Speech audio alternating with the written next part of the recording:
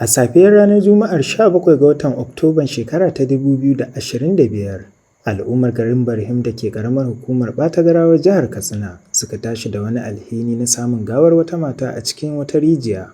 Tuni dai aka sanar da jami'an tsaro da kuma sauran hukumomin da suka dace, kafin daga bisani aka yi nasarar fito da ita daga cikin rijiyar.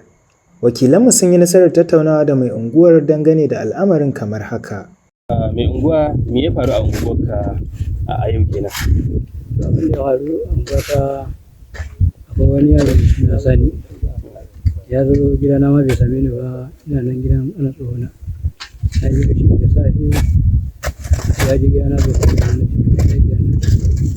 To wallahi nan bayan gidansu akwai wata tsohon rijiya, shi ne aka samu wani mutum a ciki. Subhanallah. To shi kama je ga nan zuwa. Nan na tashi da ni da wani ana tsohona muka je wurin. Kuma gani kuma garin na wani buga ma magaji ajiya waya. Nake gaya mashi. Nake to bari ya buga ma DP ɗin holo waya ya gaya mashi. Sai da wani ɗan sanda a samu wanda zai shiga a hiddu. Kuma ga nan na binciki an masu makarantar allo na ce ko akwai wani almajiri wanda bai dawo ba. Da gaskiya su almajiran su kowane lahiya. In da aka tsaya ana ta hanyar da za su ba da shawar cewa ta yi ba sabis. Kuma na haɗa su da wani ƙari na aka je nan Barhim State, wanda suka ce gaskiya su ba su da wanda zai shiga rijiya. Wani da ajiyar na buga magaji ajiyo na gani ne. Ce ai sai ajiyo ba su da mai shiga rijiya. Sai dai a zo nan dai yadda za a samu mai ake rijiya shi zai shiga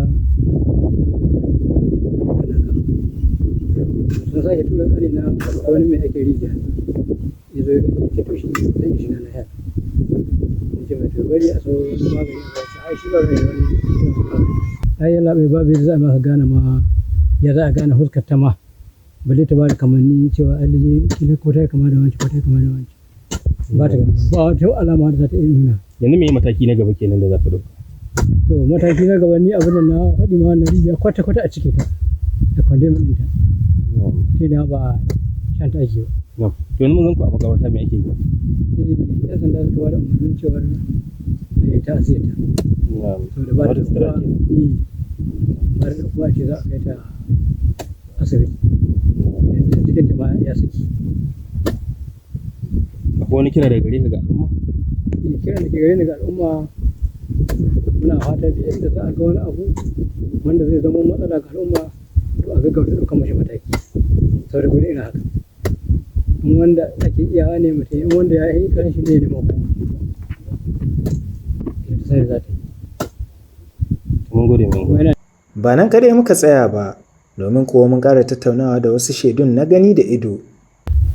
Sunana Yakubu Rabi'u Barhim. Rijiyar da ke santar unguwarmu shi ne muna cikin gida sai almajirai suke ce mu suna irin masu jefa duwatsun nan cikin rijiya.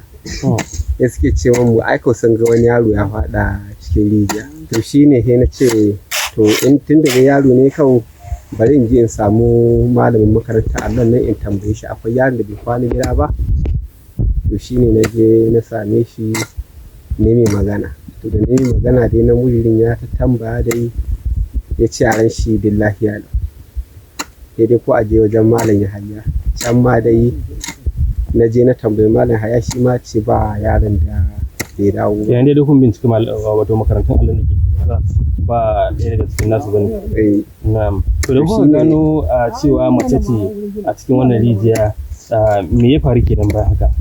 Ai ba mu samu mace bace ba he da na je na kira mai unguwa na ce to din na bincike makarantun Allah nan dai ba da ya fata. Sannan he da ya zo sannan aka dai kirawo duk wanda suka kamata ya kirawo hukumomi. To sannan he aka samu mai shiga rijiya. To da ya shiga he da ma ya shiga wurinta sannan ya tabbatar da mace ce a yi hidima na waje. To sanin gaibu sai Allah. Tunda ai kaga ni ya za a yi san gaibu ga wadda aka kuma an bincika nan kusa ba a gane ta ba a gane. To ai ba a gane ma alamun fuska ce bari a gane ko ina ce. Kuma babu wasu wanda suka yunkuro suka magana suka ce ya uwarsu ta bata kaman kwanaki kaza da suka gabata. Gaskiya shi dai babu wanda ya tunda duka dai ko ina dai bakin dai na arayin barhim gaskiya ba wanda ba su halarci wurin ba.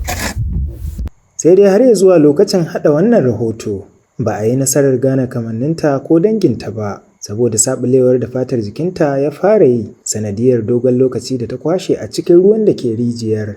Tuni da aka yi jana'izar ta kamar yadda addini ya tanada. To Allah ya kyauta. Ƙarshen rahoton kenan. Suleiman Emiya Rimi daga Arewa Highness Media and TV.